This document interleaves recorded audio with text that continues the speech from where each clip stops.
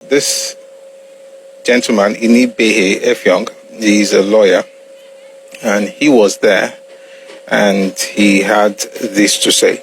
Take a listen. By the way, this was at the birthday anniversary summit of Mr. Richard Akinola, who is a journalist and also an activist. And so he had this thing, where he was talking about Yoruba and Igbo people being together. The normal unity begging, interesting things that we do, especially as Yoruba people, for waiting no loss. Anyway, he had this event, and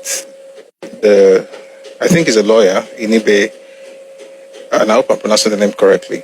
So this is what he had to say. Basically, as the leading candidates are concerned, they are all Yoruba. But why does any candidate that does not contest on the platform that Tinubu supports, they were attributing to the Igbos? Who is the Igbo man that wants to be the governor of Lagos? Who is the Igbo man that is going about grabbing people's land? I have clients and defending that are Yorubas. It is Yoruba people that are grabbing their lands. Let us stop these politics that we are playing, deceiving ourselves. We cannot change Nigeria without being honest. This tribalism is meant to keep APC in power. And I'm speaking as someone that has documented hatred for PDP. So you cannot say I'm speaking because, and by the way, when they say Igbo, where do you put some of us? I'm from Akwa Ibom, I don't speak Igbo. I've never lived in Igbo land. I'm a proud Ibibio man. But when you look at me, what do you see? Nigeria has an Igbo problem. And we have to be honest about it. Nigeria has another problem from the Civil War. Nigeria must have that conversation. And please, in summary, the solution to this issue is rule of law. Everybody should be subjected to the law. When you violate the law, you should be treated as someone that has violated the law. The law should not look at you as a Yoruba man. The law should not look at you as a Hausa man. The law should not look at you as a Muslim or Christian. Let us be honest with ourselves. All right. So one of the things that you notice with passionate people who are in the obedience movement primarily is that they speak more than they think, and they have no idea what they're talking about. When a person, especially with social media is a very wonderful space. We can all be platformed, and before you know it, they think Anyway, anyone who thinks that there's an Igbo problem and that it began with the war, that person may just be speaking based on what they know. But when they begin to use that to throw jabs at Yoruba people, they are ignorant. And I can say that without having to think about it twice. Very, very ignorant. This one is very loud, but very ignorant. This whole thing about whatever Igbo does, this thing goes before independence, forget the war. At least 40 years before the war. 40 years before the war. So this is not about the war. And when people say, let's have the conversation, we're having the conversation, but then they get to insult, they just keep insulting us. In other words, the conversation they want to have is where they get to be the ones to talk. But guys, we've been listening to a particular group for many years, for decades.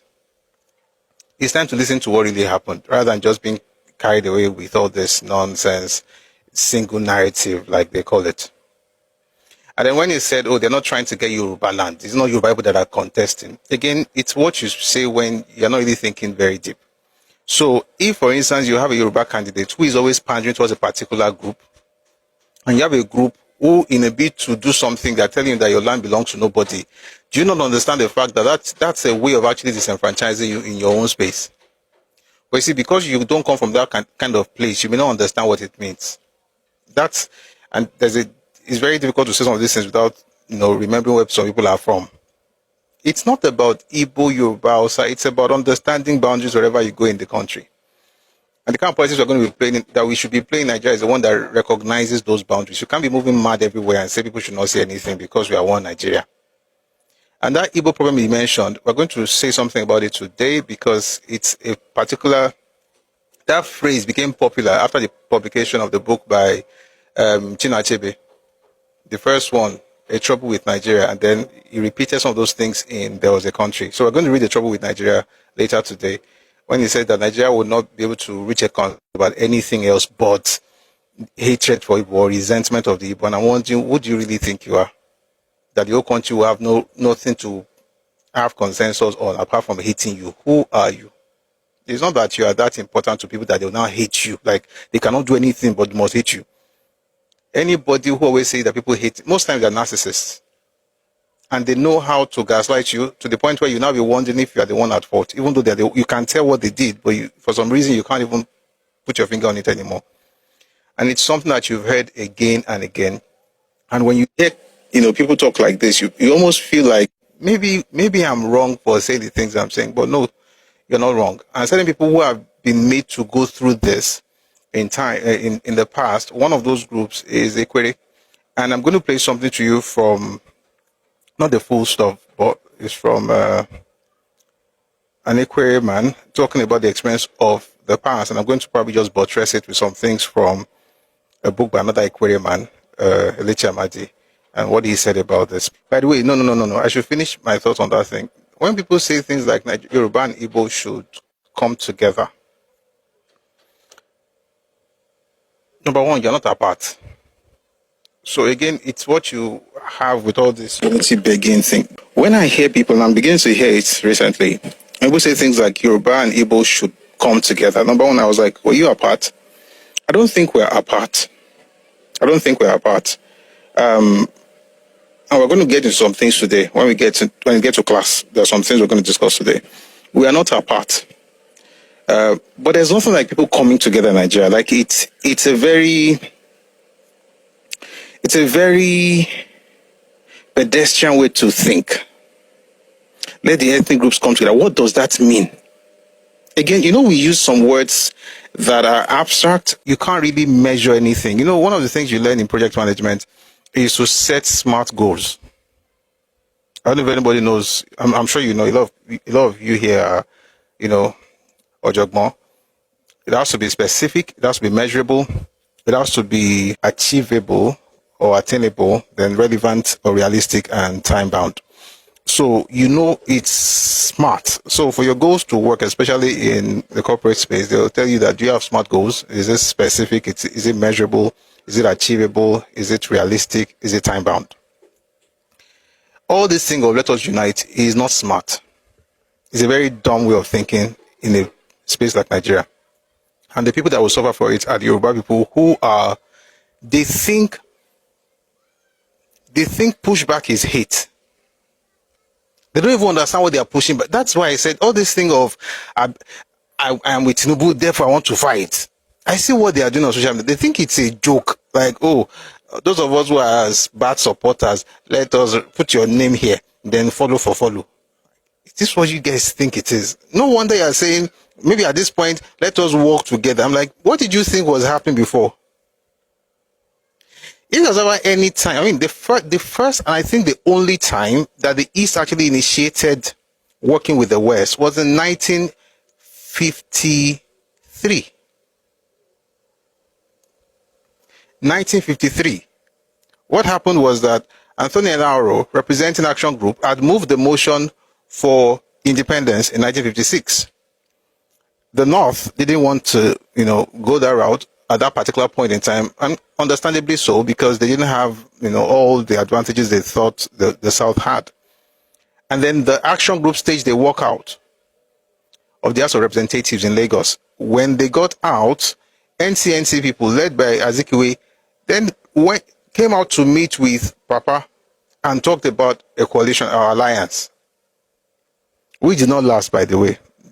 They don't even have the alliance reach the meeting they want to go to for 1955. But when I talk about 1959 or 1979, the two major times when we needed to work together as Guinea, people will tell you, okay, we are going to do it, until they score that you are not going to do it. In 59, it was AG reaching out to NCNC. In 79, it was UPN reaching out to NNA. And each of those times, they were, that's 20-year gap, they were betrayed. Oh, it's just the past, doesn't really matter. It does. Why? Nothing much has changed. The funny thing about Nigeria is that the more things change, the more they remain the same. The things, and I said we're going to do it one day, Ojo Combo will do it. When you look at the way the Zikis movement moved and look at how Obedient movement is moving, it's similar. How NCNC became Igbo, how LP almost became Igbo is similar. All those things, the reason is not because, again, it's not because the people are bad. It's because there's an underlying ideology that drives the way people actually engage Nigerian politics. That ideology differs from place to place, from region to region. And you'd be very naive to assume that the way you think is the way the other person thinks. It's not true. A person talks about you say things about the fact that, oh, don't say like this thing about Yoruba land, don't say this about Yoruba land. Then you hear things about there are Igbos in the east. Are they behaving the way you are behaving here? Is there something to refer to? To unite, being specific now, unity that Nigeria needs is unity of purpose, not unity of identity. We are not one like we are together. We are one like we are in the same place. And we have to make sure that that place works. But we're not one in the sense that we are the same. We are not. Unity does not require sameness. All right? We can work together without me having to lose who I am or you losing who you are. We have a goal. And that goal becomes the purpose of our unity. So we are uniting in order to achieve that goal. It's a specific goal.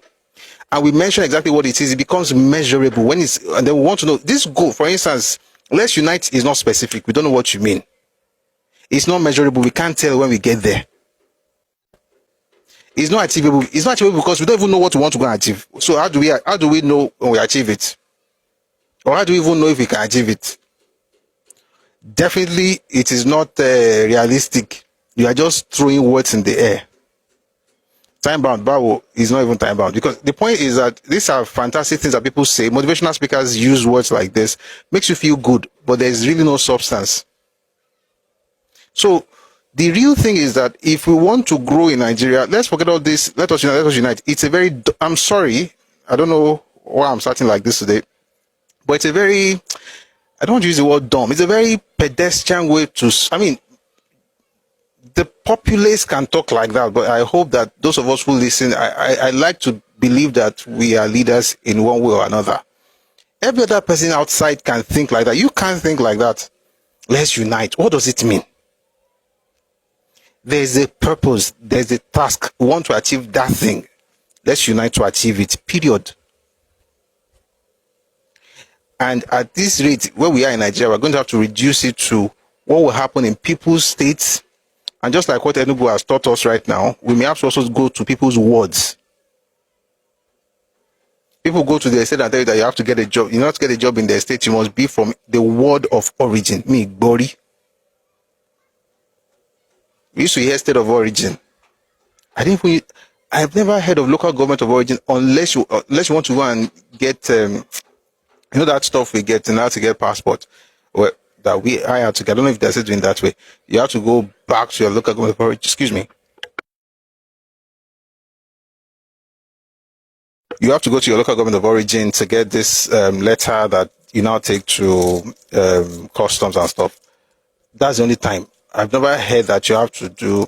Maybe I'm not in the notion. But this one is Orokwesije, word of origin. A person who believes in that thing is the one that's telling you about let us unite. Then you say, what unity? And let me say this. Every time a group unites with the East, it's at the detriment or at the expense of that group.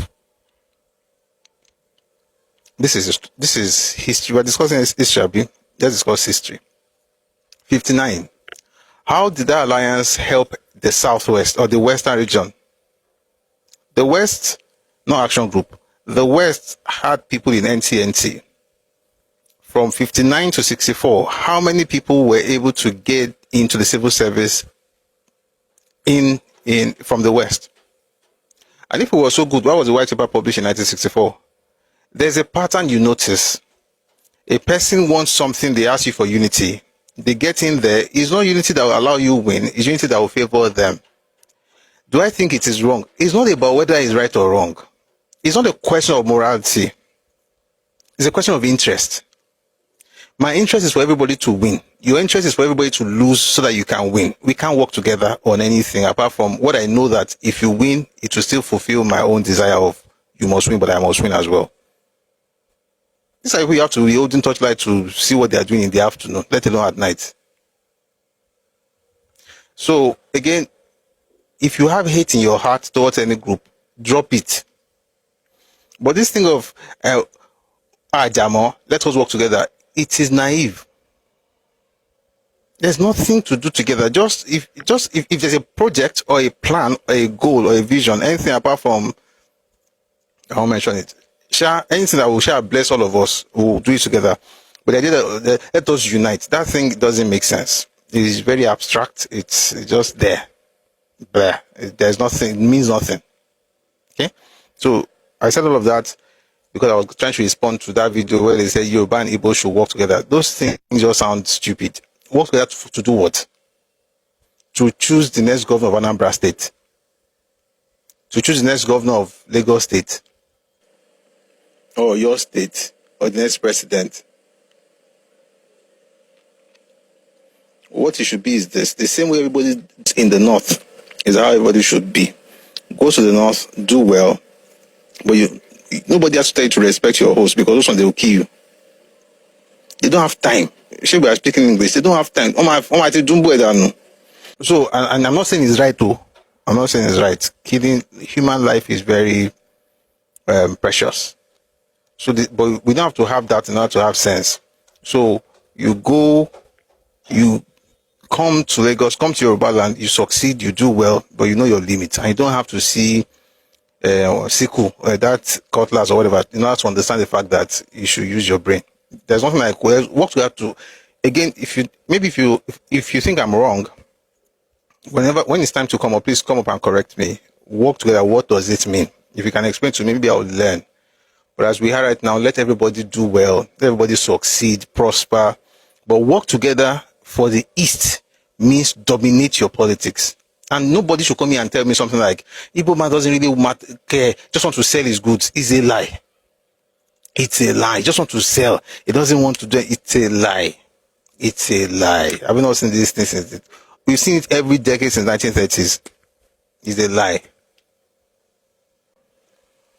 All right. Let's listen to Ikwere man speak on what happened to them in present-day Rivers State. Take a listen to this.